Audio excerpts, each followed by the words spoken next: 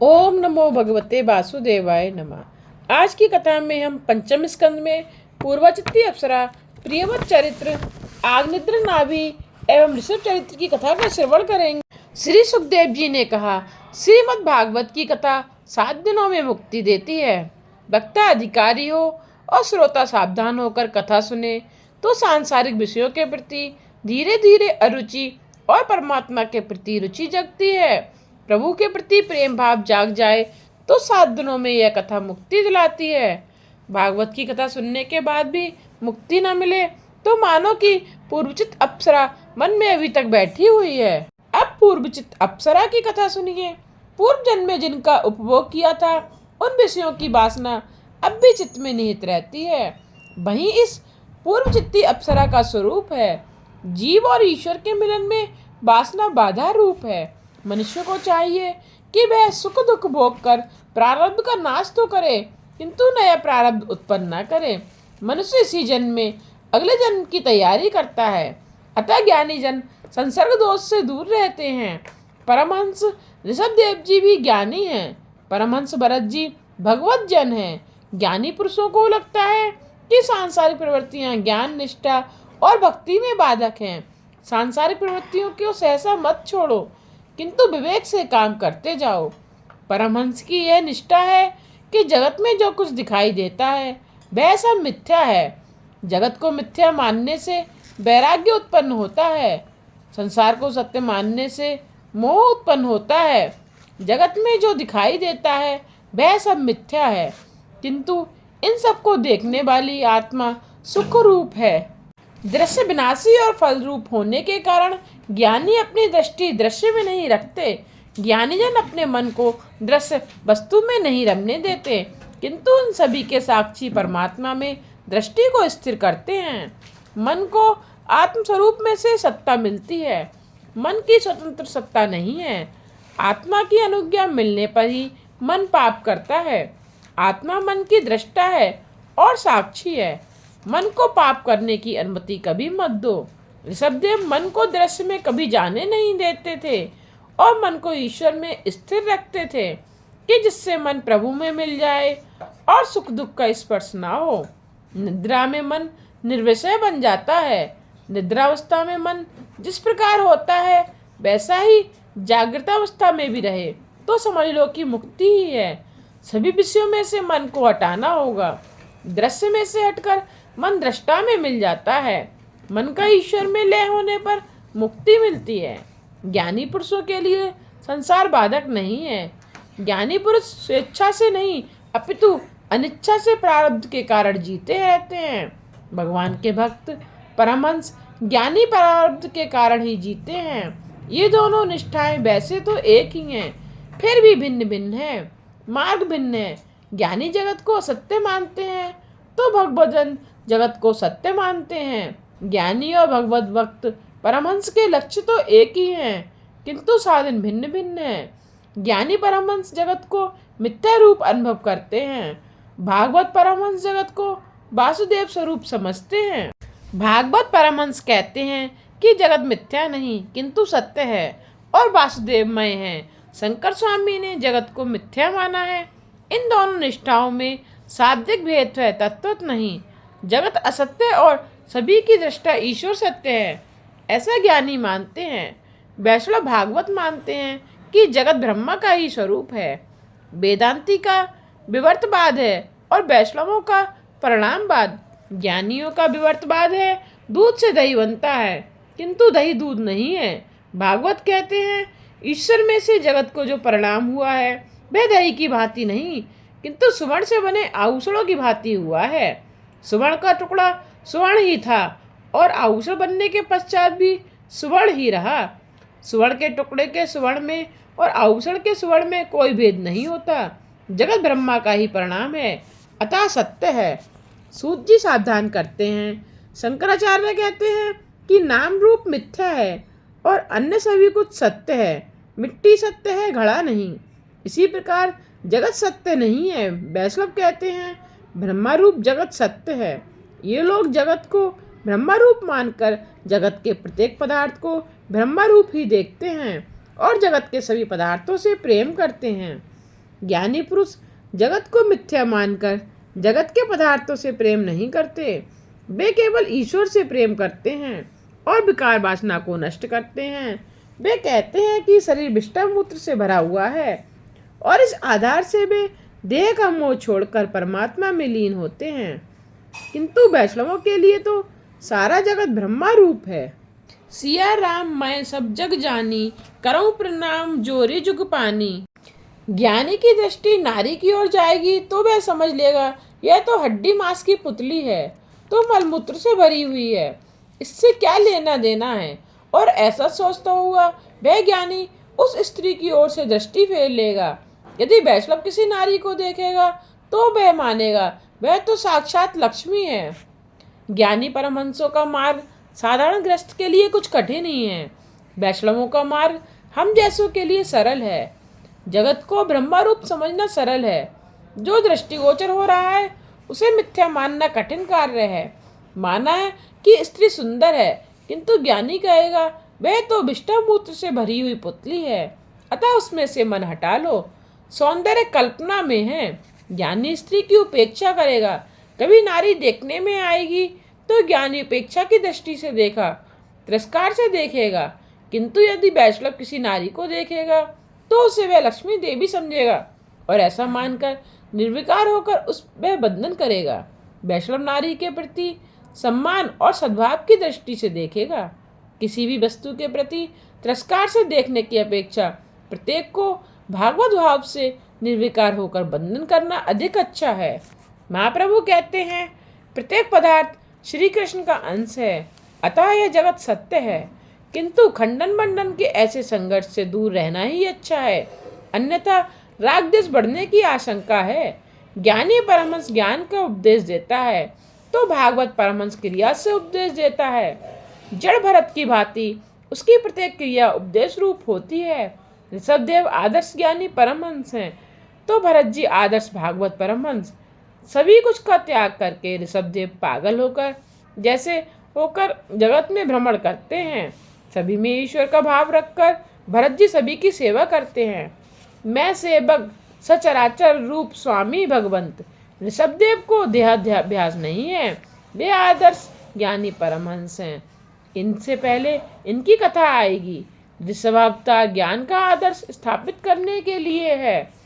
पंचम स्कंद भागवत का ब्राह्मण अर्थात भाष्य रूप या व्याख्या रूप है। द्वितीय स्कंद में गुरु ने साधन दिया और उसके बाद ज्ञान दिया। ज्ञान को जीवन में कैसे उतारा जाए यह तृतीय और चतुर्थ स्कंद के सर्ग विसर्ग लीला में बताया गया है। अब प्रश्न यह है कि ज्ञान को किस रीति से स्थायी करें। ज्ञान को स्थिर करने की स्थायी करने की रीति पंचम स्कंद की स्थिति लीला में बताई गई है। स्थिति अर्थात प्रभु की विजय सर्व सचराचर प्रभु की मर्यादा में है। परीक्षित राजा आरंभ में प्रश्न करते हैं, मनु के पुत्र राजा प्रियव्रत का विवाह करने की इच्छा नहीं थी, फिर भी उन्होंने विवाह क्यों किया। गृहस्थाश्रम निभाते हुए भी उन्होंने सिद्धि की प्राप्ति कैसे की। किस प्रकार कृष्ण में उनकी भक्ति दृढ़ हुई। सुखदेव जी वर्णन करते हैं, घर भक्ति में बाधक रूप है। घर में गृहस्थ को विषमता करनी पड़ती है। गृहस्थ सभी की ओर संभाव नहीं रख सकता। वह शत्रु मित्र चोर सेठ आदि सभी के प्रति संभाव नहीं रख सकता। श्री कृष्ण का गृहस्थाश्रम ऐसा था कि वे सभी के प्रति संभाव रखते थे। एक बार दुर्योधन उनसे सहायता मांगने आया। वैसे उसने श्री कृष्ण का कुछ समय पहले अपमान किया था, फिर भी निर्लज्ज होकर वह सहायता की याचना करने चला आया। सामान्य गृहस्थ अपना अपमान नहीं भूल पाता, किंतु श्री कृष्ण दुर्योधन को सहायता देने के लिए तैयार हो गए। अर्जुन भी सहायता मांगने आया था। दुर्योधन ने कहा कि मैं अर्जुन से पहले आया हूँ, अतः मांगने का पहला अधिकार मेरा ही है। श्री कृष्ण ने कहा, मैं तो तुम दोनों की सहायता करूँगा। एक के पक्ष में मेरी नारायणी सेना होगी और अन्य के पक्ष में निशस्त्र मैं। दुर्योधन ने सोचा कि कृष्ण तो बातें ही बनाते रहेंगे और मुझे युद्ध करने वाले की आवश्यकता है, बातूनी की नहीं। उसने नारायणी सेना मांग ली। अर्जुन ने श्री कृष्ण को मांगा। इस प्रकार श्री कृष्ण ने अर्जुन और दुर्योधन दोनों के प्रति संभाव रखा। श्री कृष्ण गृहस्थाश्रम ही नहीं आदर्श सन्यासी हैं। गृहस्थाश्रमी होने पर भक्ति कार्य में कुछ न कुछ बाधा उपस्थित होती रहती है। अतः राजा प्रियव्रत ने सोचा कि इस व्यवहार का मुझे त्याग करना होगा। परमार्थ में अभेद बुद्धि और व्यवहार में भेद बुद्धि का निर्वाह करना पड़ता है। व्यवहार भेदभाव जगाता है। भेदभाव होने पर काम, क्रोध आदि विकार पैदा होते हैं। ज्ञानी पुरुष सभी को अभेद भाव से देखते हैं। व्यवहार और परमार्थ को एक करना टेढ़ी खीर है। भेदभाव के कारण व्यवहार में बैर और असमानता उत्पन्न होती है। अतः ज्ञानी जन सभी प्रवृत्तियों का त्याग करके एकांत में भक्ति करते हैं।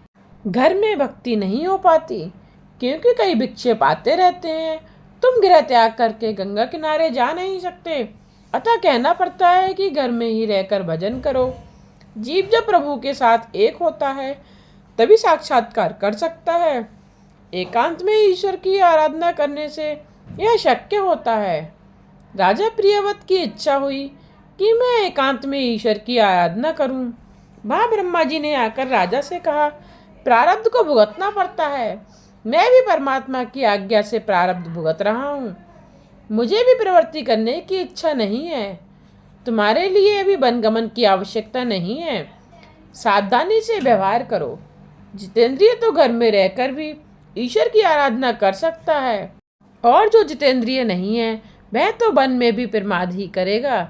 स्त्री पुत्र का त्याग करके वन में जाकर भी भरत ने वहाँ संसार बसाया था। भरत जी ने वन में भटक गए।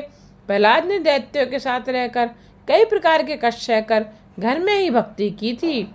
भागवत सभी के लिए है, गृहस्थ के लिए भी और गृह त्यागी के लिए भी। भागवत की कथा मार्गदर्शन है। ऐसा नहीं है कि गृह त्यागी को ही भगवान मिलते हैं। पवित्र और सदाचार पूर्ण जीवन जीने वाले को तो घर में रहते हुए भी भगवान मिलते हैं। घर का वातावरण प्रतिकूल होते हुए भी प्रहलाद जी ने घर में रहकर भक्ति की और भगवान का दर्शन किया। अपने जीवन का लक्ष्य निश्चित करना बड़ा आवश्यक है। लक्ष्य को ध्यान में रखकर ही जीवन व्यवहार किया जाए।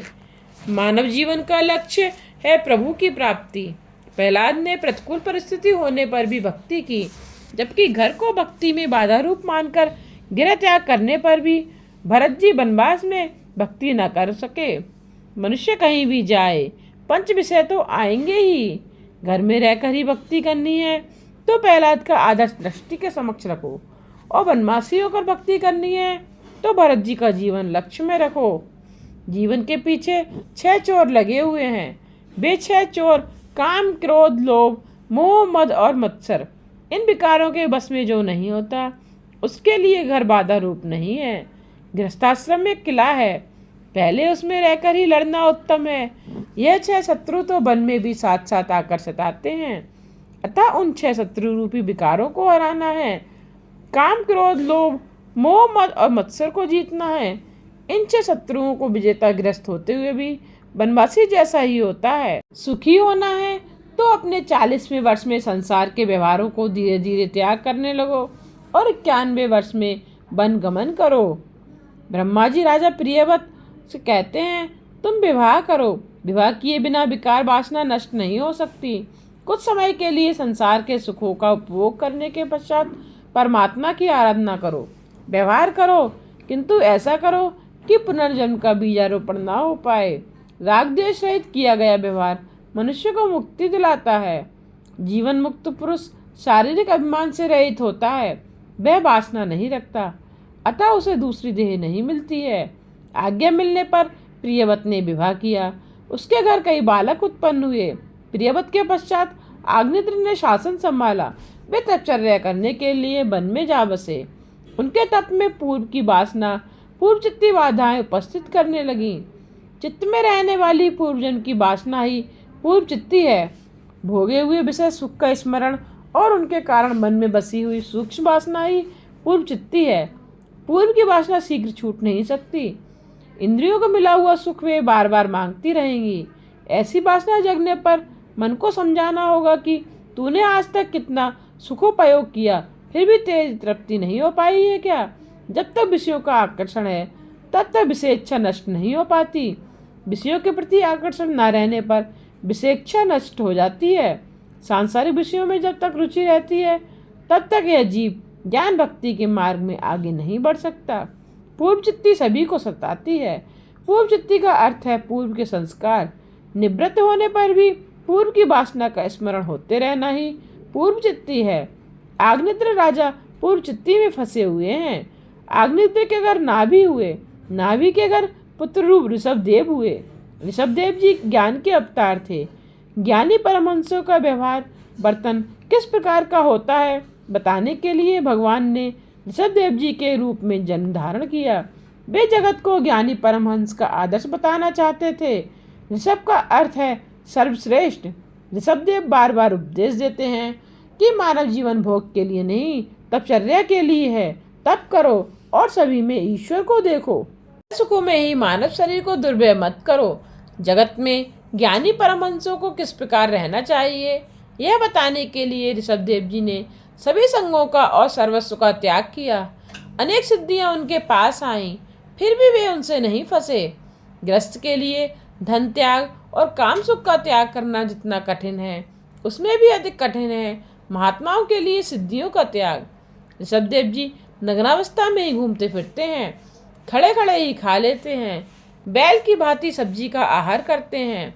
किसी के द्वारा पीटे जाने पर भी मान लेते हैं शरीर ही पीटा गया है, मैं शरीर से भिन्न हूँ, ब्रह्मानिष्ठ हूँ।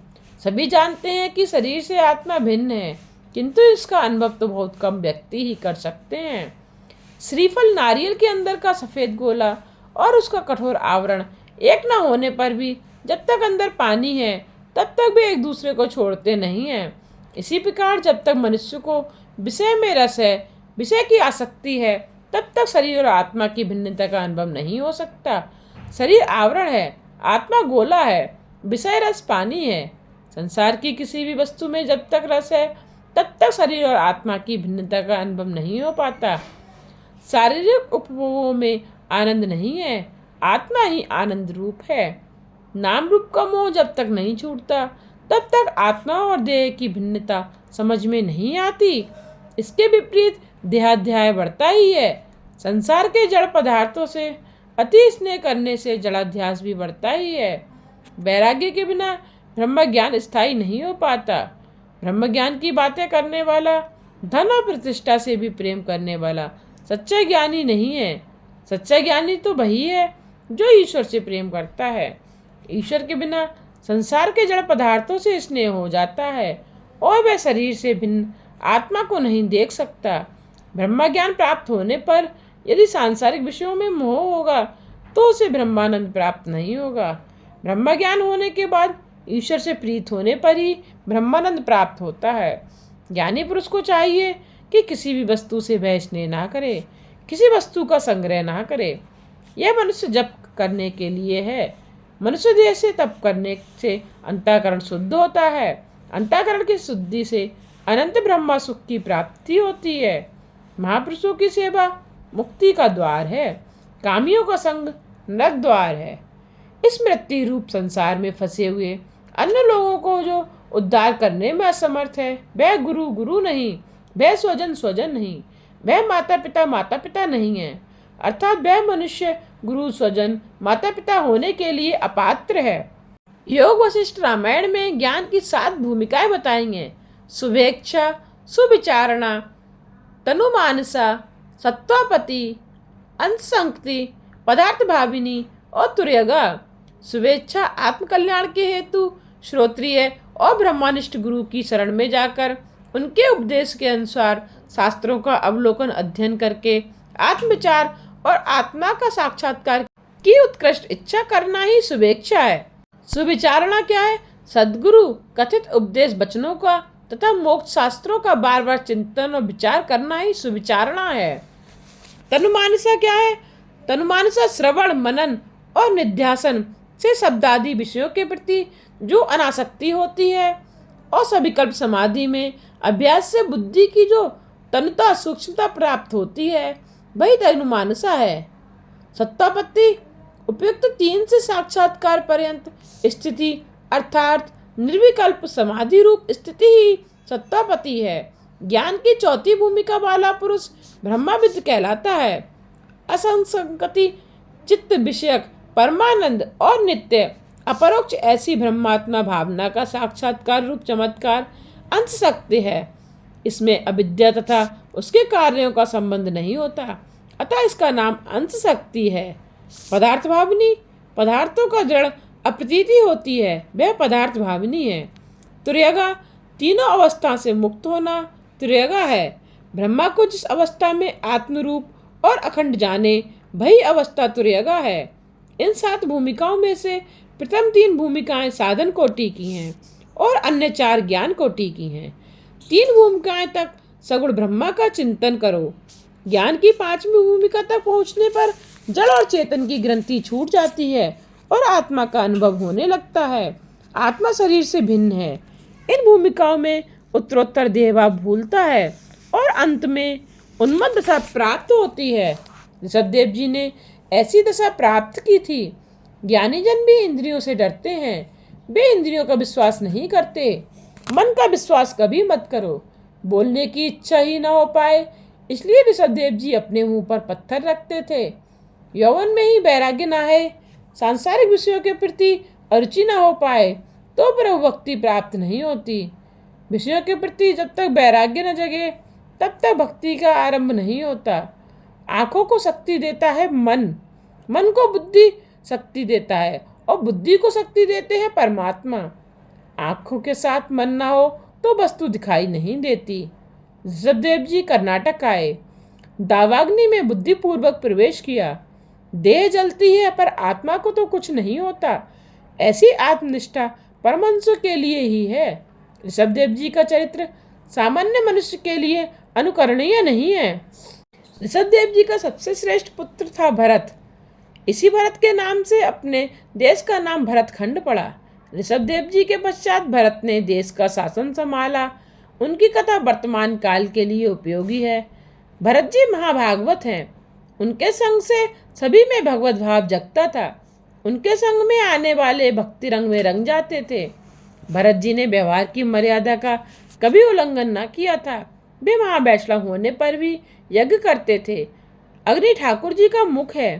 प्रत्येक देव को इष्ट देव का ही स्वरूप मानकर अन्य देवों में कृष्ण का अंश मानकर पूजा करते थे।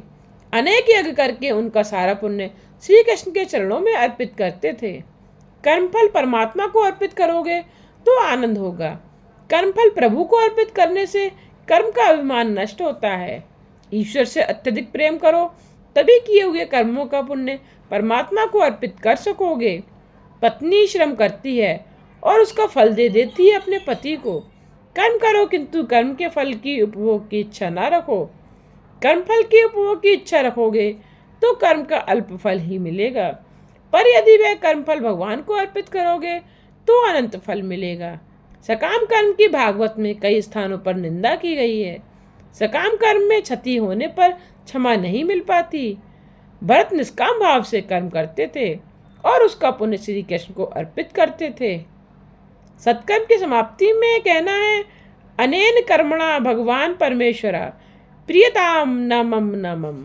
आज की कथा को यहीं विश्राम देते हुए कल की कथा में हम भरत चरित्र, सूर्य नारायण की महिमा तथा भरत जी का मृग के मोह में फंसकर मेरा योनि में जन्म लेने की कथा का श्रवण करेंगे। आगे की कथा सुनने के लिए मेरे चैनल को सब्सक्राइब करके बेल आइकन पर प्रेस करके और पर क्लिक करना ना भूलिएगा, जिससे आने वाले वीडियोस की नोटिफिकेशन आप तक पहुंचते रहें।